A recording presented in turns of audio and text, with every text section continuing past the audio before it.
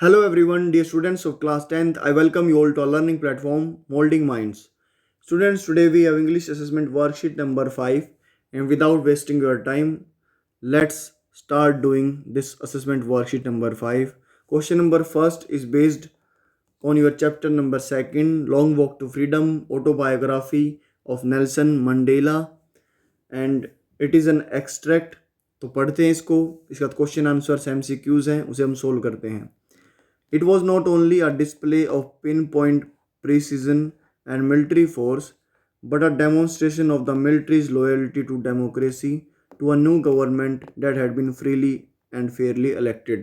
So यहाँ पर वो मोमेंट, वो दृश्य आपको दिखाया गया है जब मिलिट्री अपना फोर्स आप यहाँ पर शो कर रही है एक डेमोक्रेसी, लोकतांत्रिक और एक नई गवर्नमेंट को, जो कि बिल्कुल फ्रीली और फेयरली राइट मेथड से इलेक्ट की गई है।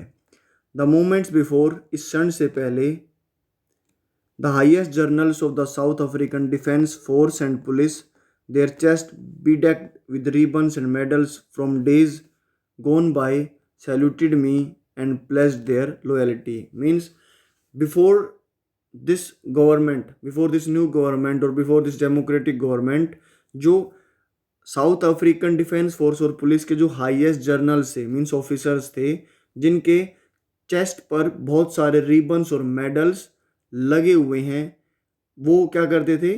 वो उनसे अब घृणा करते थे, मीन्स उनसे हेट करते थे। तो बोलते हैं डेज गोन बाय, वो दिन अब चले गए हैं। अब वो सैल्यूटेड मी, मुझे सैल्यूट करते हैं और अपनी लॉयल्टी शो करते हैं, शपथ लेते हैं, प्लेज लेते हैं। So this is a very short extract and now we are moving to question number first। और मैं ये होप करता हूँ कि आपने इसको अटेम्प्ट किया होगा और अब आप इसकी एक्सप्लेनेशन ही ढूंढ रहे होंगे। सो क्वेश्चन नंबर फर्स्ट है, what type of government was chosen in South Africa. So there are 4 options, उनमें बताया गया है कि अलग अलग तरह की गवर्नमेंट्स होती हैं। आपके लिए नए वर्ड्स भी हो सकते हैं। A democratic government which was chosen in South Africa. So answer number A is correct. You can round or tick A. Second पढ़ते हैं, वैसे आंसर तो ए ही रहेगा। N autocratic government, autocratic means a government of a one person, जहाँ पर एक ही व्यक्ति की चले। Monarchy, monarchy is a government ruled by king और क्वीन, जहाँ पर राजा और रानी चले। डायरकी होता है जहाँ पर दो अथॉरिटीज़, दो पार्टीज़ मिलकर गवर्नमेंट बनाएं। क्वेश्चन नंबर सेकंड अब हम देखते हैं, how was the government chosen.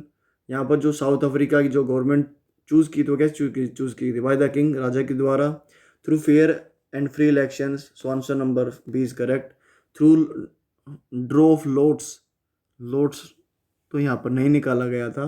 Through a referendum, referendum होता जनमत संग्रह, आपने लास्ट में पिछले साल कुछ पढ़ा होगा EU के बारे में, तो तब आपने शायद आपने न्यूज़ में देखा भी होगा। जनमत संग्रह, जहाँ पर कोई भी कंट्री के पीपल एक साथ आके किसी इशू पर इकट्ठे होकर उस पर वोट करते हैं। सो आंसर हमारा बी ही रहेगा। क्वेश्चन नंबर थर्ड है, how was their attitude change, कैसे उनका व्यवहार, बिहेवियर चेंज हुआ। Options are, a few years ago, कुछ साल पहले, the military generals were oppressed and Nelson Mandela freed them.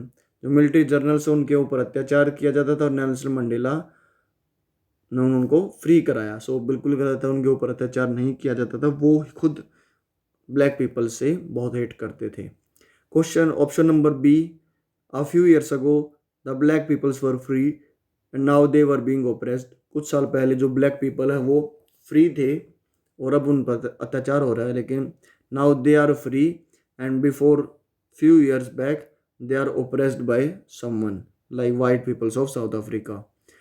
C option है, a few years ago military general had arrested Mister Mandela whereas now they had become more tolerant. So option number C is correct. यहाँ पर बोलते हैं कि जो कुछ साल पहले जो मिलिट्री जर्नल्स थे उन्होंने मिस्टर मंडेला, नेल्सन मंडेला को अरेस्ट किया था, लेकिन अब वो बहुत टॉलरेंट हो गए हैं because they are showing their loyalty to the new democratic government of South Africa. Option D incorrect है, पढ़ लेते हैं वैसे। A few years ago military generals were hostile and now they were even verse.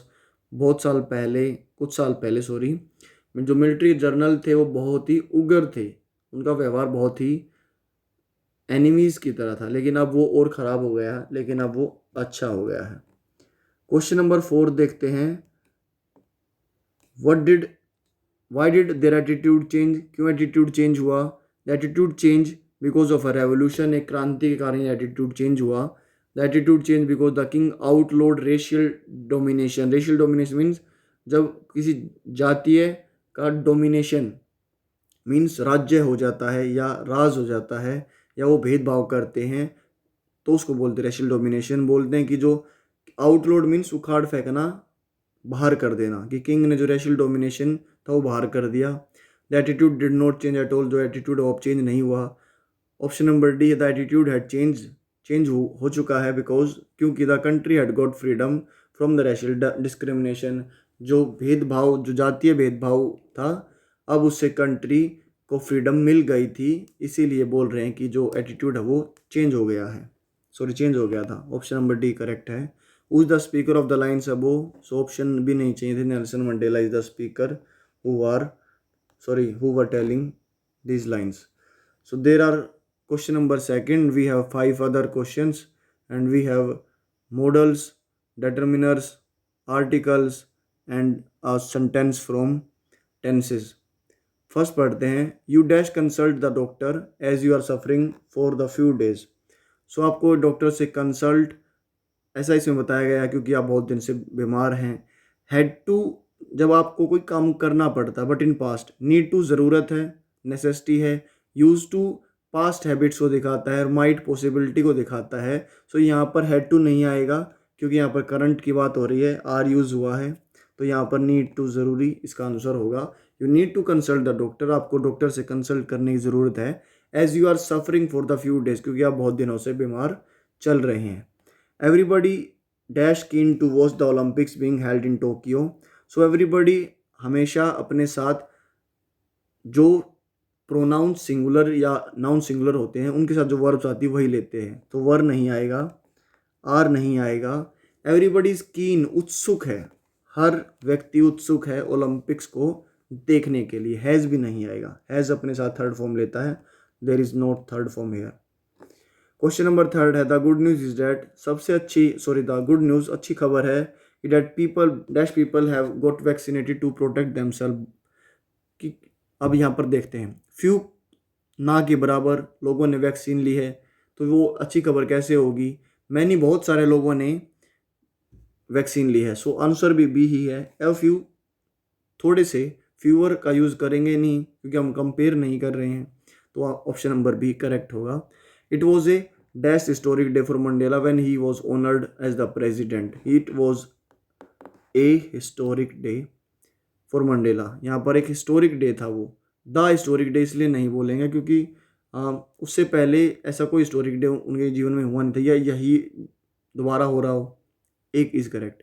Question number 5 है at this time, इस समय, tomorrow we will be presenting a bouquet to the chief guest. हम यहाँ पर फ्यूचर की बात कर रहे हैं कि कल, टुमारो से पता चल रहा है फ्यूचर की बात हो रही है। इस समय हम चीफ गेस्ट को बुके, फूलों का गुलदस्ता प्रेजेंट कर रहे होंगे, so will be presenting is correct.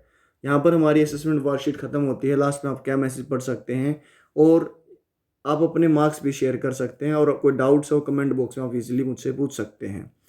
क्या मैसेज पढ़ते हैं? To stay safe in the fight against कोविड-19 wear a mask as shown in this picture, and if you find this video helpful for you then hit the like button, subscribe our channel, hit the notification bell, share with friends and keep watching and supporting our channel moulding mind. Jai Hind, जय भारत। मिलते हैं आप सबसे अगली video में।